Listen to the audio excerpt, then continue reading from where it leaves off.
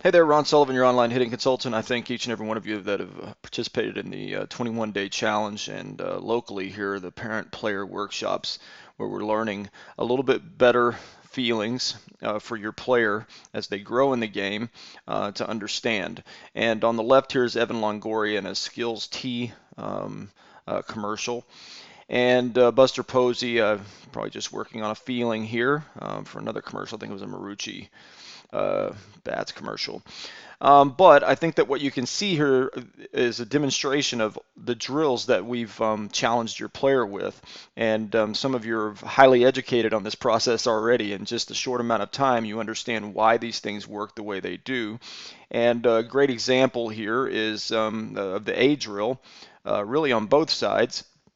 But you can see that while Evan Longoria is working on a high tee here, you can see this A drill arm present, right? You can see it's literally doing something, not just staying bent, right? And that's the real problem that we have these days is players seeing things like this and saying, oh, you can never straighten your arm or anything like that. Evan Longoria is working on a feeling here. You're going to see that front arm on Evan Longoria is going to look different on a lot of pitches when he's making adjustments. So what shouldn't be translated when we're doing the drill work is that the arm's staying bent. No, we're emphasizing the action of the front arm, how it's supposed to feel, right, when they're unloading the bat. And you can see that what that allows Evan Longoria to do here, because he did use this arm correctly for this pitch high and probably inside, he's able to get inside of the ball really easily, right? And ultimately, I like to think of the A drill arm or the bottom hand arm helps us create power. It's going to help pull the knob to the inside, and yet. What I really like about the A drill arm, if it's working correctly, then it allows my B drill arm, my top hand arm, right, to work bigger through the zone, right? And that's the key, is that if a good bottom hand to arm action will set up a top hand to drive through, right? And so you'll also see as we work back that B drill present here in these swings, based on what kids mostly in Buster Posey's swing for sure. But what kids do, they need to be challenged with a completely different feeling with their top hand. So the B drill emphasizes a little bit more of the palm working in this direction, the unload from here to here. And you see that how the difference between what Buster Posey does here and what kids do, right, is the kids will show the palm of their hand to the sky as they start to unload the bat. Hence, that's why the barrel drops behind them, is because they try to get the palm of their top hand, which is the closest thing to the leverage or the weight of the bat. They try to leverage that in the palm of or into their top hand, which dumps the barrel. And you'll notice with a lot of your players, if you're working from home, you see how his palm is facing in this direction, and it will for a long time. Compared to kids, kids are already like this with their palm facing the sky with the barrel, generally speaking. You see Buster Posey really trying to stress, maybe an exaggeration, but really trying to stress this movement as he works to the inside, right? Another thing you'll notice about both of these swings, right, is how the top hand arm is behind the hands, more so in Longoria's swing over here. Now, again, as a feeling, I think it's important that players learn to make this move and be able to stress it as much as Longoria is doing over here on the left. Now, on different pitches, different swings, I don't think that you're going to see Evan Longoria's elbow that high up in the slot as he's making the turn, but he's really trying to emphasize a feeling here, right? Something you'll notice from the C drill.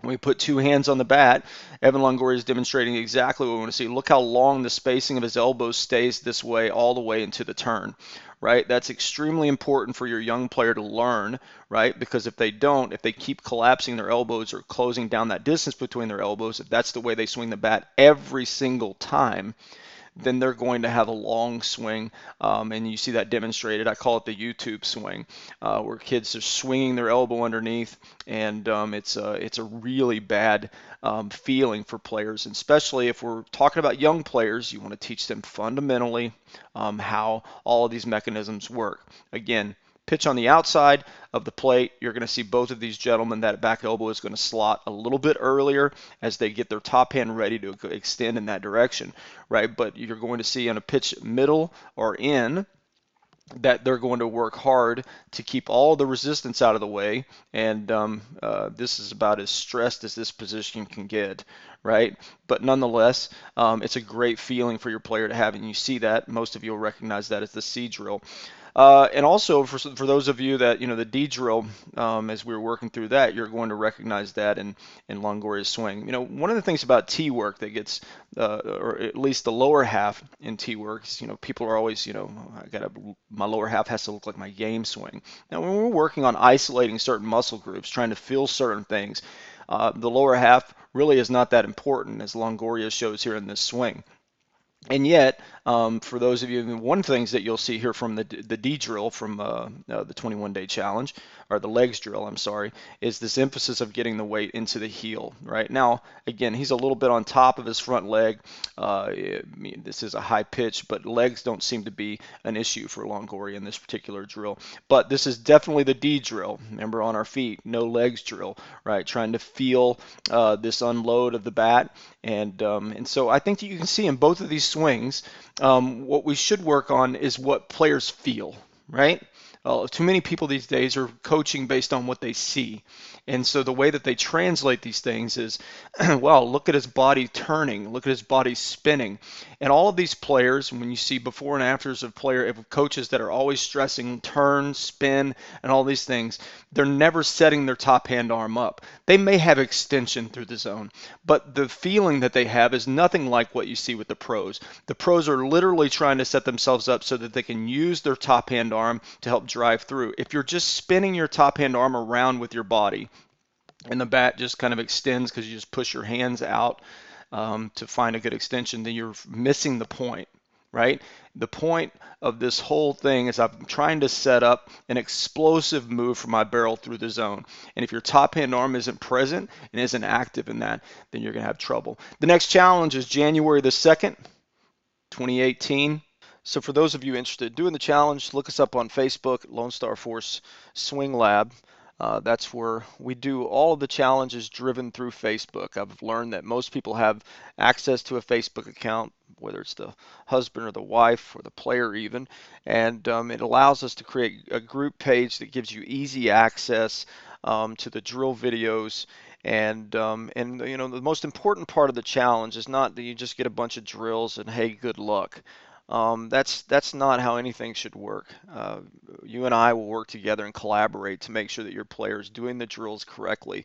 I send up to, in the pilot program that I recently did, I send up to at least 8 video analysis in 21 days back to players, giving them feedback on the drills they were doing. And that's where I learned from the post feedback that I got from parents, is that's where the most help came from.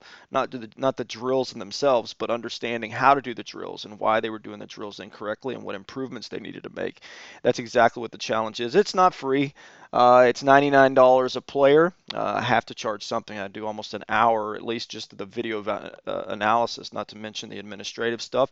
But I feel like the value is perfect for players that are wanting to make a quick change. Quick change doesn't come from having a drill and good luck. Quick change comes from working constantly at something, muscle memory, to improve the swing flaws that or common swing flaws that young players are going to have. The challenge is only for 9 to 12-year-olds right now, and I'm only going to take 25 January the 2nd, 2018. So sign up for your challenge. Let me know when you come to Facebook. Send me a PM or send me a message and let me know you're interested, and we'll get you on the list. All right, guys, thanks.